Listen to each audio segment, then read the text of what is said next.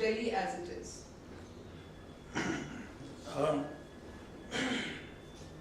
Excuse me. My experience with many of the municipalities shows that a large number of municipalities in the country do not have wages, even do not have money even to pay the wages.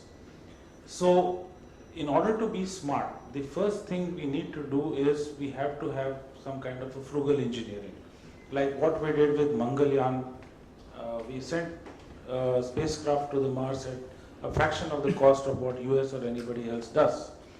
So being smart will also involve being extremely cost effective.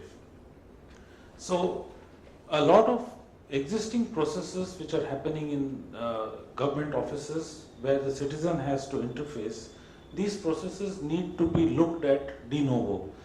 And we need to make do with things like our existing technology like mobile telephony, call centers, etc., rather than having some very complex or costly technology which only a few municipalities may be able to afford.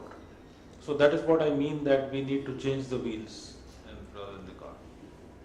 Is there anything that you would like to further add? Because you're a great advocate of PPP. You did it for eSeva.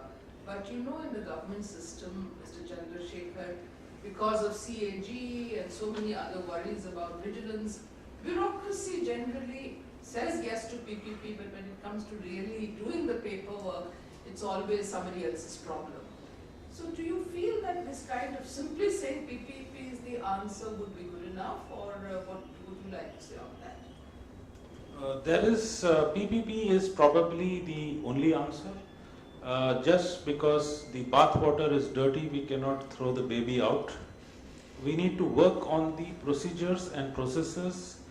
We have to do a study of all the projects which have failed and why have they failed, and apply our collective genius to ensure that it becomes a viable proposition for any private player. So there are a lot of problems like fly-by-night operators coming, contractors abandoning projects, technology refresh not taking place, payments from government officials not coming, requirements not being properly captured, or the requirement or what they call scope creep. A new officer comes and then changes the entire scope or then loses interest. So these are also problems which both the private sector and the government have been facing. For example, you may have a project champion who might get transferred in 2 years, a new person may come and not show any interest at all.